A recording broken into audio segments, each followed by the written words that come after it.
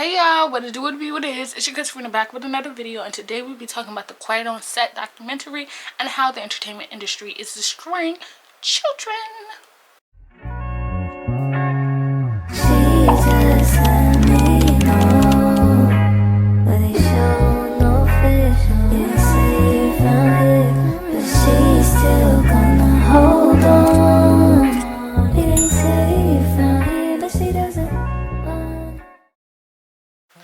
Dan Schneider needs some help. Nurse, he's out, okay? And the fact that this man's not in jail after all of these allegations, and he even made an apology video, which is what we'll get into further in this video, about his actions and how he actually committed these crimes. So you have the evidence, you have all of this, and we're not pressing charges. The state isn't gonna do the state versus Dan Schneider. Okay. If you grew up in the early 2000s, 90s era, me, I'm a 2000s, not 2000s. Yeah, I am a 2000s baby because I was born in 2003, so I would consider me a 2000s baby. Yeah, so I grew up with like iCarly, Amanda Show, all that.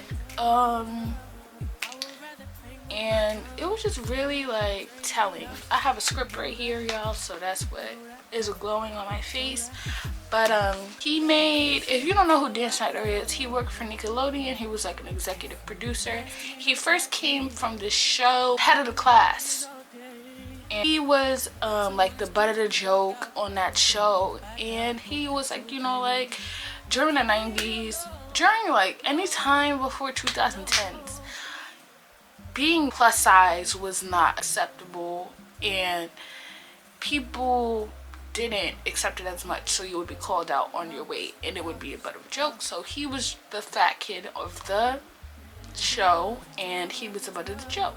This video is not about his accomplishments whatsoever, so we're not gonna continue talking about these amazing shows that he made. We're gonna talk about the damage that he did to not only his co-workers who worked for him, the people in the writers room, but also the damage that he did to the students.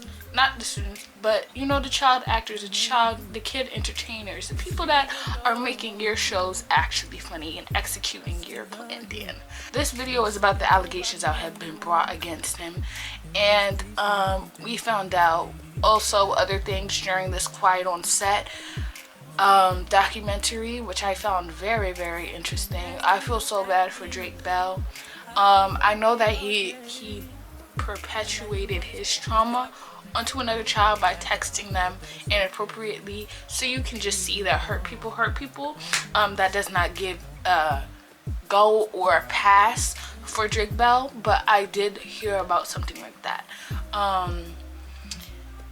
Drake Bell was touched by another person that he thought he was supposed to trust, and I honestly feel like we've already seen like a lot of this within the entertainment industry. Like, people, you can't trust, like kids cannot trust adults besides their parents, and even sometimes their parents betray them. I mean, Drake Bell thought that he could trust Brian Peck, and he thought that he could, you know, listen to him.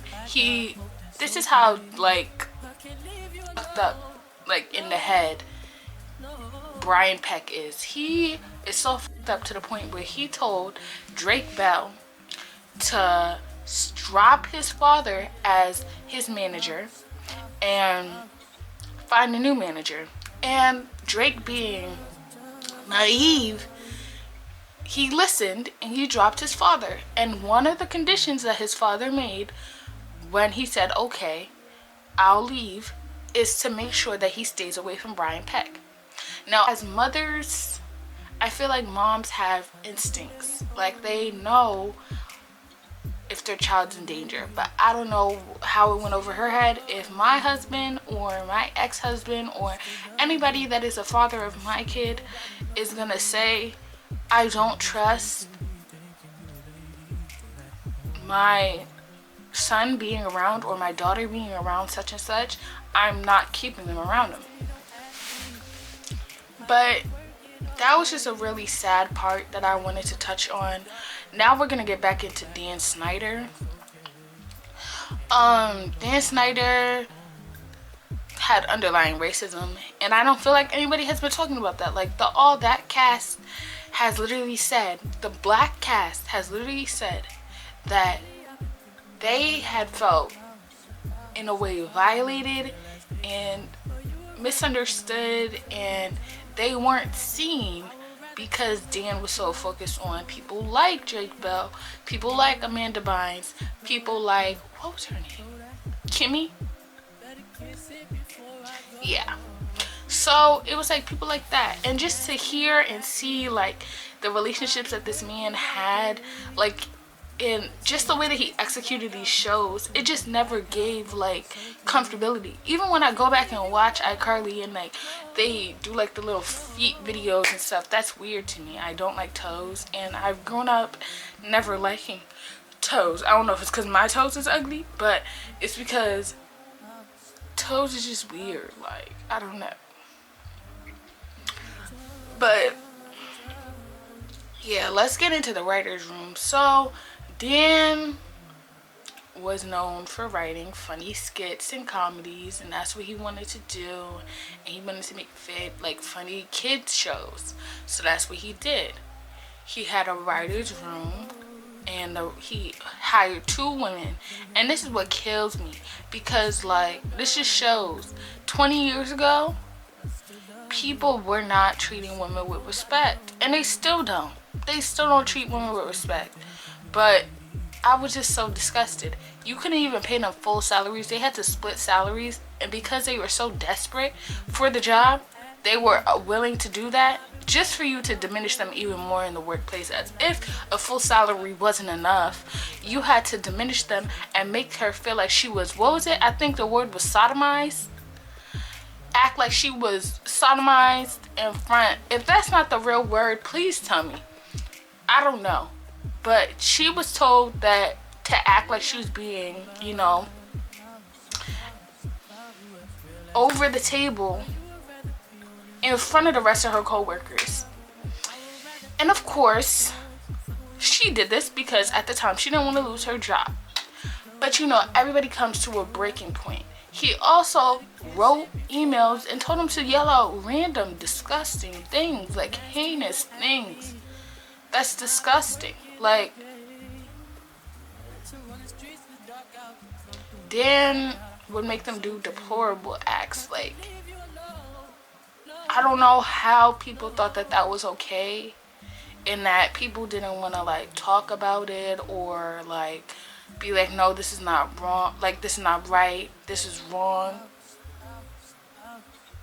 But me personally, like, I don't, this is why I say I can't be born any time that I was born, because my mouth, I speak for what is right, okay? It's just in my blood. It's just in my ancestry. I don't know who's in my ancestry, but it's in there.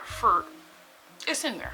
So, I also wanted to talk about Amanda Bynes for a second.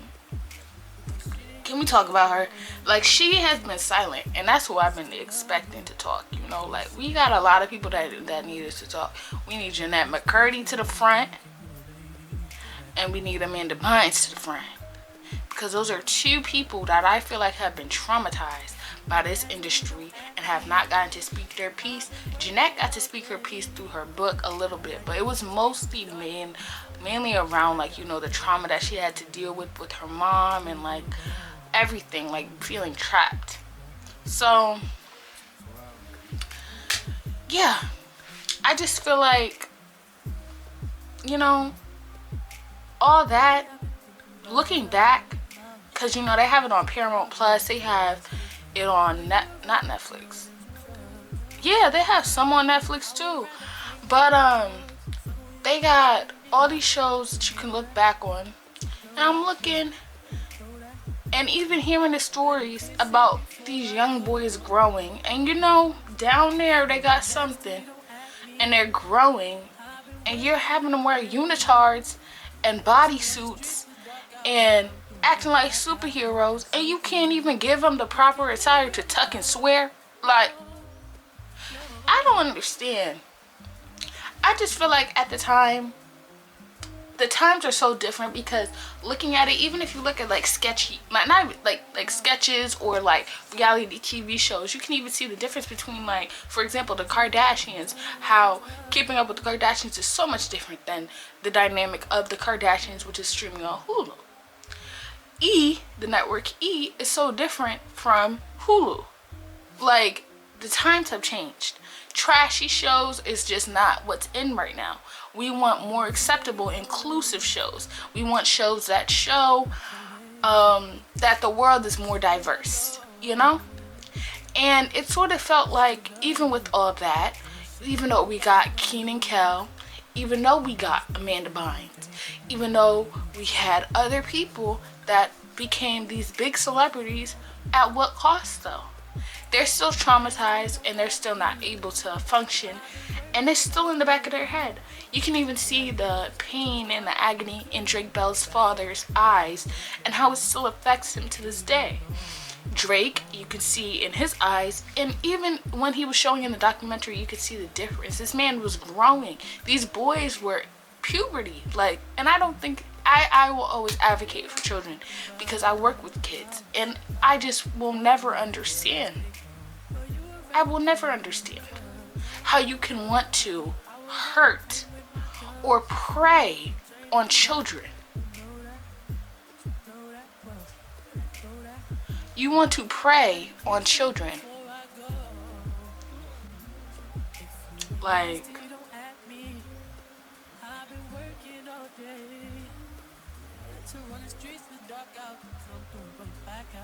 Dan, if you're not locked up by the end of 2024, if they haven't made a lawsuit against your ass, like,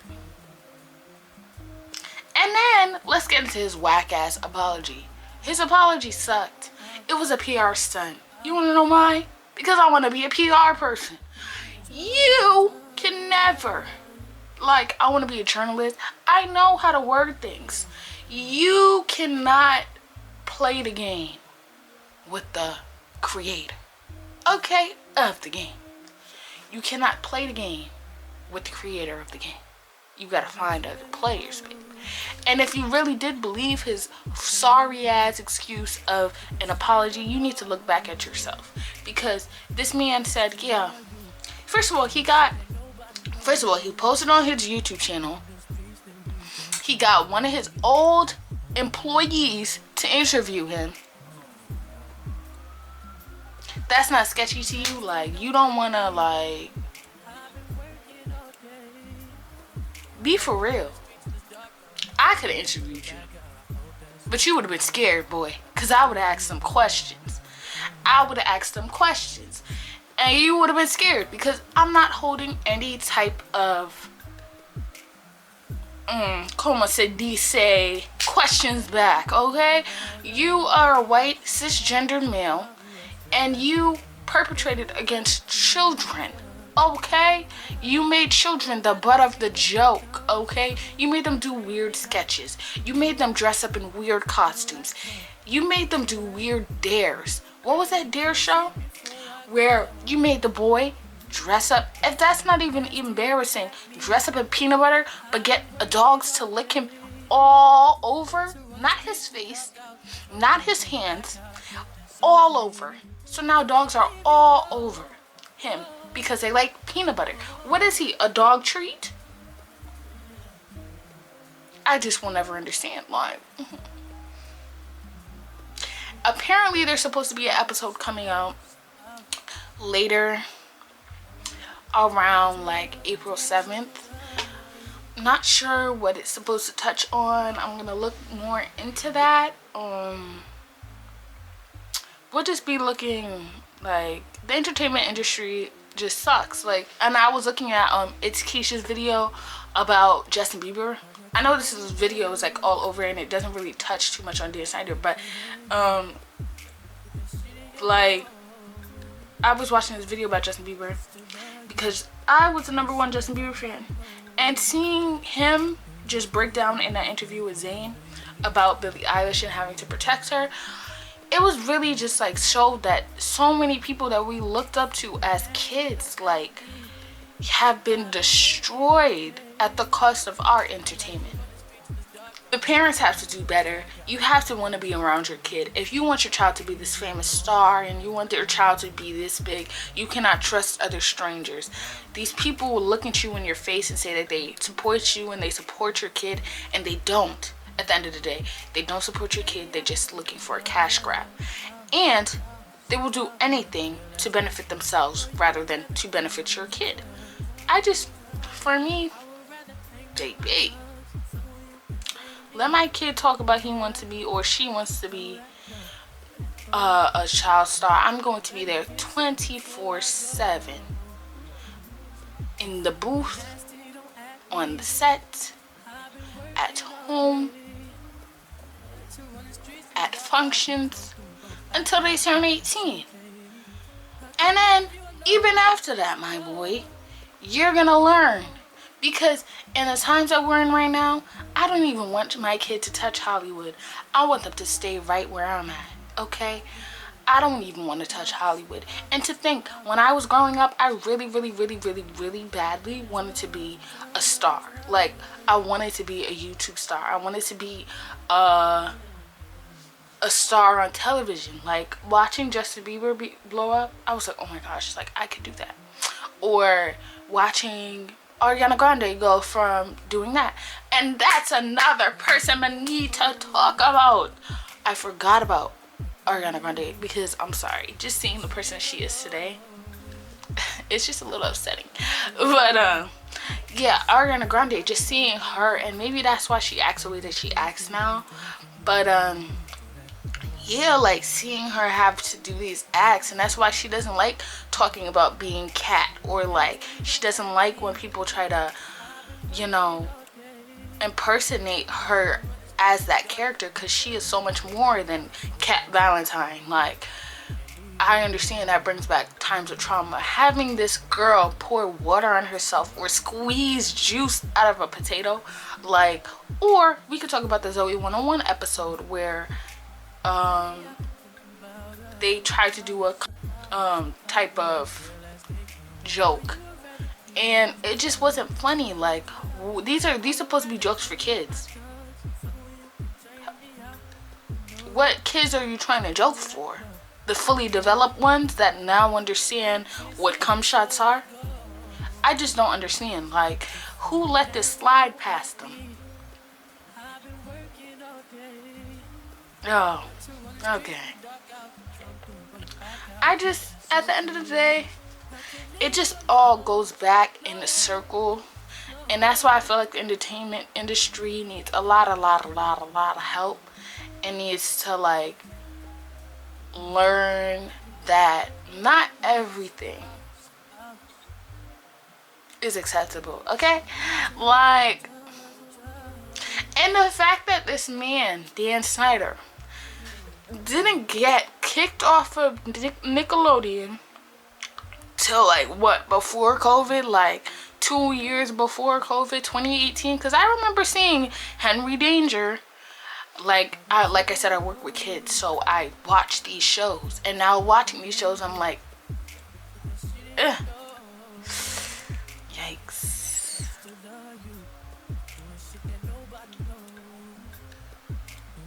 Yikes. Like, still seeing his name pop up. And I didn't know what was going on by then. I just knew, like, these jokes were just not funny anymore. But hey, to each its own. At the end of the day, I just feel like everybody needs to fend for themselves. People are two-faced. You don't know who got your back. Family say they family and they ain't really got you. You don't know who to trust. I'm just gonna tell you this now. For me, Dan would never have touched my kid. Dan would never have gotten that close. There would be no relationship like how him and Amanda Bynes were. there'll be no relationship like how him and Kimmy are. Okay? And for sure, there would have been no type of discrimination on that work set, okay? Because I'm sorry. As a black woman who is LGBTQ, you're not finna play with me like this. Like, at my 21 years of age, you're not finna play. I hope you guys like this video.